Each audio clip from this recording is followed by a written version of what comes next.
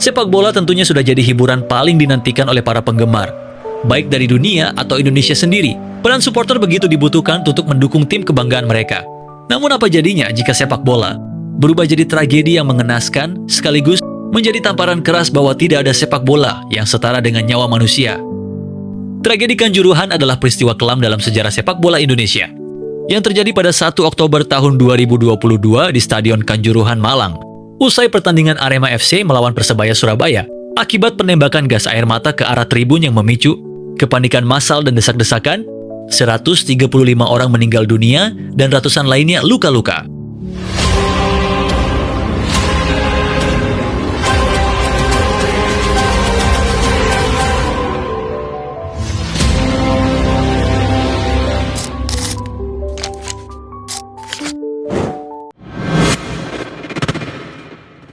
Kala itu pertandingan sepak bola antara Arema FC melawan Persebaya Surabaya yang diselenggarakan di Stadion Kanjuruhan, Malang, Jawa Timur.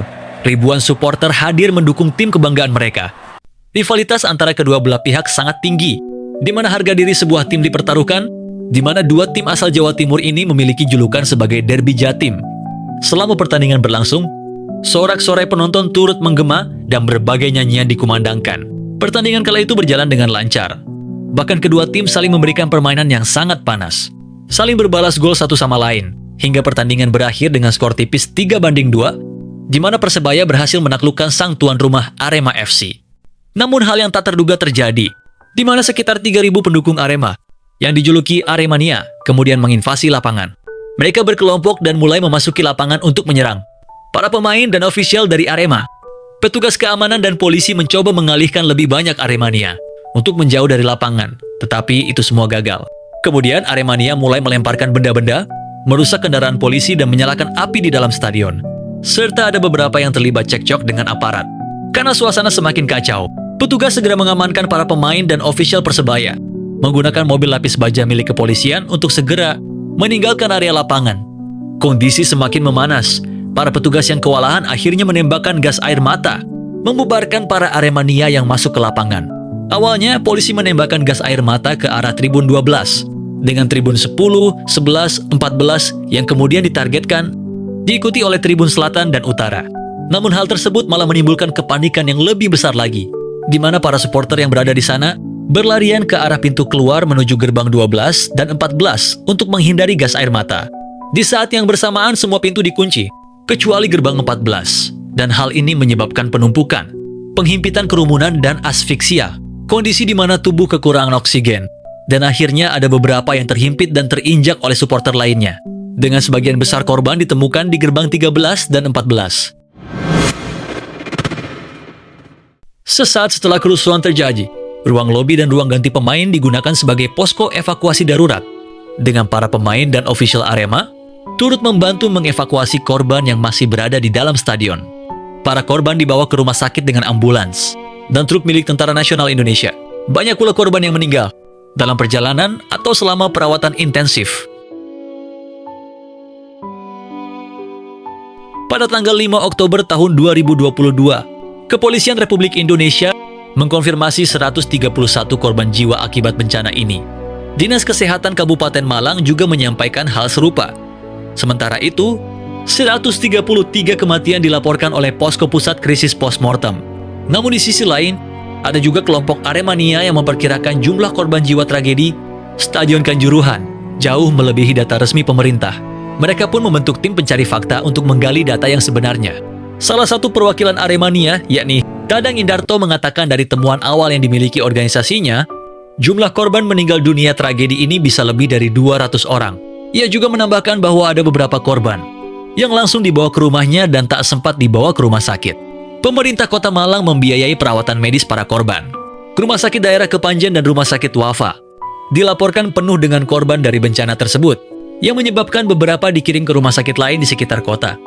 Gubernur Jawa Timur, Khofifah Indar Parawansa, mengumumkan bahwa pemerintah Jawa Timur akan memberikan kompensasi finansial bagi keluarga korban. Setiap keluarga terdekat dari korban meninggal akan menerima 10 juta rupiah, sementara korban luka-luka akan menerima 5 juta rupiah. Akan fokus pada penanganan korban, baik yang mereka membutuhkan tim DVI, kemudian yang membutuhkan tindakan karena luka berat maupun luka ringan. Nah, untuk yang meninggal, maka Pemprov akan memberikan santunan takziah masing-masing 10 juta, dan untuk kabupaten juga akan memberikan. Kemudian ya luka berat yang dalam tindakan, maka Pemprov akan berikan 5 juta. Bagian dari empati kami terhadap korban, keluarga, dan tentu mereka yang sekarang sedang dirawat membutuhkan tindakan. Jadi kawan-kawan sekalian, ini akan menjadi bagian dari bagaimana kami memberikan layanan kepada masyarakat. Pada tanggal 4 Oktober tahun 2022, Presiden kala itu Joko Widodo juga mengumumkan pemberian kompensasi finansial tambahan sebesar 50 juta rupiah dari pemerintah pusat kepada setiap keluarga terdekat korban yang meninggal dunia. Bantuan ini disampaikan melalui Menko Polhukam Mahfud MD yang akan diberikan ketika pendataan terhadap semua korban selesai dilakukan. Saya ingin menyampaikan salam kembali dari Bapak Presiden Republik Indonesia. Mudah-mudahan apa yang disampaikan nanti sebagai santunan oleh Bapak Presiden sebesar 50 juta untuk masing-masing korban yang jumlahnya 125 korban. Mudah-mudahan itu dilihat sebagai tanda empati dan kehadiran negara, tidak dilihat jumlahnya. Akibat insiden tersebut, Presiden Joko Widodo kemudian menginstruksikan asosiasi untuk menangguhkan sementara semua pergelaran Liga 1, sampai semua evaluasi serta perbaikan prosedur keamanan dilakukan. Diikuti oleh tim pencari fakta gabungan yang memutuskan bahwa semua pertandingan Liga Indonesia, baik Liga 1, Liga 2, dan Liga 3 untuk dihentikan sementara, hingga semuanya kembali pulih seperti sedia kala. Dan belum tentu sampai kapan pergelaran Liga berjalan kembali. Telah perintahkan kepada Menpora, Kapolri, dan Ketua Umum PSSI untuk melakukan evaluasi menyeluruh tentang pelaksanaan pertandingan sepak bola dan juga prosedur pengamanan penyelenggaraannya. Ketua Umum Persatuan Sepak Bola Seluruh Indonesia atau PSSI kala itu, Muhammad Iriawan atau sering disebut sebagai Iwan Bule, meminta maaf atas terjadinya insiden tersebut dan ia sangat menyayangkannya.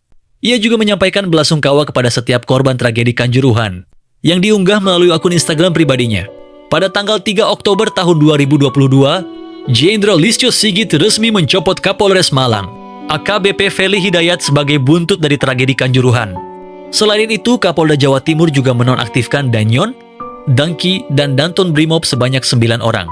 Pada tanggal 4 Oktober tahun 2022, seorang polisi ditahan selama 21 hari karena menggunakan akun Twitter resmi milik Kepolisian Serandakan Bantul Daerah Istimewa Yogyakarta dengan mencuitkan kata-kata tidak pantas sebagai tanggapan terhadap netizen yang berkomentar soal penggunaan gas air mata.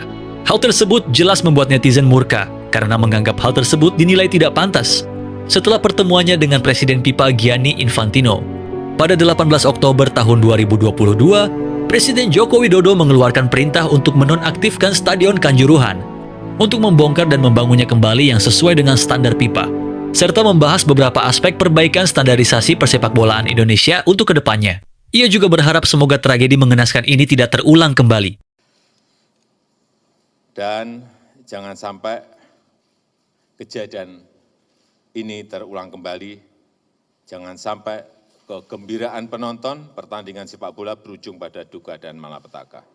Dan kami bersepakat untuk melakukan transformasi sepak bola Indonesia secara menyeluruh, memastikan semua aspek pertandingan berjalan sesuai dengan standar keamanan yang ditetapkan oleh FIFA. Komisi Nasional Hak Asasi Manusia Indonesia berencana untuk menyelidiki insiden tersebut terkait pemakaian gas air mata oleh aparat kepolisian. Meskipun dalam aturan FIFA mengatakan bahwa penggunaan gas air mata dalam stadion tidak diperbolehkan. Namun sayangnya Kepala Polisi Daerah membela penggunaannya dengan alasan ancaman yang ditimbulkan oleh para Aremania yang menargetkan para pemain serta ofisial Arema FC kala itu. Polisi menyelidiki rekaman CCTV di 6 gerbang Stadion Kanjuruhan pada 4 Oktober. Kemudian, pada 6 Oktober tahun 2022, Kapolri Listio Sigit Prabowo mengumumkan 6 tersangka, yakni diantaranya adalah Ahmad Hadi Lukita, Direktur PT Liga Indonesia Baru, didakwa karena kelalaiannya dalam verifikasi stadion. Abdul Haris, Ketua Panitia Pelaksana Pertandingan Arema, didakwa karena tidak memenuhi kewajiban membuat seperangkat aturan atau pedoman keselamatan bagi penonton, serta mengizinkan penjualan tiket di atas kapasitas stadion. Suko Sutrisno, Kepala Keamanan Arema, didakwa karena tidak membuat dokumen pengkajian risiko dan memerintahkan penjaga pintu gerbang untuk meninggalkannya saat bencana terjadi. 3 petugas polisi juga dijadikan tersangka, seperti Wahyu Setio yang merupakan Kabag Ops Polres Malang, karena mengabaikan aturan pipa tentang larangan penggunaan gas air mata, meskipun ia mengetahui aturan tersebut. Lalu Komandan Kompit 3 Brimopolda Jatim, AKP Hasdarman, yang didakwa karena memerintahkan anggotanya untuk menembakkan gas air mata ke arah penonton. Dan Kasat Samapta Polres Malang, Ajun Komisaris Polisi Bambang Sidik Ahmadi, yang juga memerintahkan anak buahnya menembak gas air mata. Mereka dijerat pasal 359 dan 360 KUHP, serta pasal 103 jungto pasal 52 UU RI nomor 11 tahun 2022 tentang keolahragaan. Tim pencari fakta menguji sampel ke Badan Riset dan Inovasi Nasional atau BRIN untuk mengidentifikasi secara ilmiah kandungan zat di dalam gas air mata yang ditembakkan dalam tragedi Kanjuruhan. Tujuannya adalah untuk mengetahui apakah terdapat senyawa racun atau efek samping mematikan tertentu yang berdampak fatal bagi para korban. Namun menurut penuturan yang disampaikan oleh Kadif Humas Polri, yang mengklaim bahwa gas air mata yang kadaluarsa justru menurunkan kadar kimianya dan tidak mematikan, serta menyebut korban meninggal karena kekurangan oksigen. Namun, lagi dan lagi tim independen memberikan jawaban yang berbeda di mana pihak tersebut menyampaikan adanya temuan zat berbahaya dalam gas air mata kadaluarsa tersebut, yang dimana akibat gas air mata kadaluarsa ini juga memicu kontroversi dari berbagai pihak, yang menyoroti standar prosedur penggunaan kekuatan berlebihan oleh kepolisian. Pada 15 November 2022, Polda Jawa Timur memanggil dokter dari Rumah Sakit Wafa Husada ke Panjen untuk memberikan kesaksian terhadap hasil pemeriksaan medis pada para korban tragedi Inch. Hingga tanggal tersebut, total 11 dokter telah diperiksa. Dari semua pihak-pihak yang terlibat, PSSI dituding oleh tim pencari fakta sebagai penyebab utama insiden tersebut. Tim pencari fakta menilai ada 8 kesalahan yang dilakukan PSSI, serta mendesak Ketua Umum dari PSSI dan anggota Komite Eksekutif harus mengundurkan diri atas musibah Kanjuruhan. Pada 28 Oktober tahun 2022, Komisaris Eksekutif PSSI mengumumkan bahwa mereka akan menggelar kongres luar biasa setelah perwakilan klub dan anggota PSSI mengutip pasal 34 Statuta PSSI. Langkah ini diambil sebagai respons atas desakan berbagai pihak pasca tragedi Kanjuruhan. Exco PSSI memutuskan untuk mempercepat kongres guna menghindari perpecahan di antara para anggotanya. Pada saat tim pencari fakta mengumumkan laporan akhir, BRIN belum menyelesaikan analisis sampel gas air mata dan masih menilai toksisitas dan melakukan profiling toksin secara lengkap. Sampai akhirnya pada 21 Oktober tahun 2022, BRIN menyerahkan hasil analisis laboratorium gas air mata ke TJIPF. Menurut Polda Jawa Timur, gas air mata yang digunakan tidak berbahaya. Pada 5 November 2022, tim independen dari Perhimpunan Dokter Forensik Indonesia melakukan otopsi terhadap jenazah 2 korban setelah sebelumnya ditunda. Hal ini dilakukan karena adanya tanggapan dari pihak keluarga. Karena masalah gas air mata yang kadaluarsa, orang tua dari 2 korban yang meninggal dalam tragedi tersebut mengajukan permintaan otopsi ulang pada tubuh putri mereka. Sang ayah mempertanyakan penyebab kematian kedua putrinya. Setelah ekshumasi pada kedua korban yang berusia 16 dan 13 tahun, yang dilakukan di TPU Sukolilo Wajang. Pada 30 November 2022, PDFI mengumumkan hasil otopsi di Universitas Airlangga melalui Ketua Perhimpunan, Nabil Bahaswan. Ia menyampaikan bahwa timnya menemukan penyebab pasti kematian terhadap kedua jenazah tersebut diduga karena mengalami patah tulang pada bagian dada dan iga, serta terjadi pendarahan, yang diduga kuat akibat terinjak dan terhimpit di kerumunan. Persidangan diselenggarakan pada tanggal 16 Januari tahun 2023. Seluruh prosedur persidangan, termasuk rekonstruksi, digelar di Surabaya. Proses persidangan dipimpin oleh Hakim Abu Ahmad Sidki Amsyah, serta 2 hakim anggota yakni Mangapul dan HM Arifin. Persidangan dilakukan tertutup dan tidak dilakukan siaran langsung. Meskipun begitu, Awak media diperbolehkan memasuki ruang sidang dengan keamanan yang ketat. Singkatnya, jajaran hakim pun memaparkan tentang saksi terhadap para pelaku. Contohnya seperti Ahmad Hadi Lukita yang dinyatakan tidak bersalah karena kurangnya bukti, namun nasib tersangka lainnya sedikit berbeda. Abdul Haris, ketua Panpel Arema FC, divonis 1 tahun 6 bulan penjara. Suko Sutrisno divonis 1 tahun penjara. Hasdarmawan, ex-Dangki 3 Brimob Polda Jatim, divonis 1 tahun 6 bulan penjara. Sementara 2 anggota polisi lainnya, yakni Wahyu Setio Pranoto dan Bambang Sidik Ahmadi, divonis bebas. Namun sayangnya keputusan hakim yang dinilai janggal menuai kritikan dari beberapa pihak termasuk para Aremania serta keluarga korban yang meminta keadilan. Hal tersebut memicu adanya aksi demo dari masyarakat yang menuntut agar hakim memberikan hukuman setimpal terhadap kedua polisi yang dibebaskan. Karena kondisi masyarakat yang terus mendesak pengadilan, akhirnya Mahkamah Agung telah membatalkan vonis bebas terhadap 2 perwira polisi yang menjadi terdakwa dalam kasus Kanjuruhan. Melalui putusan kasasi pada Agustus tahun 2023, Mahkamah Agung menyatakan kedua terdakwa bersalah atas kelalaian yang menyebabkan hilangnya nyawa dan luka berat. Tentunya, tragedi kelam ini menjadi pembelajaran penting. Mengetahui sepak bola yang menjadi sarana hiburan masyarakat di berbagai negara lainnya. Terlepas dari siapapun yang menjadi korban dalam peristiwa ini, tentunya juga kita berharap semoga kejadian tragis ini tidak terulang untuk waktu-waktu yang akan datang.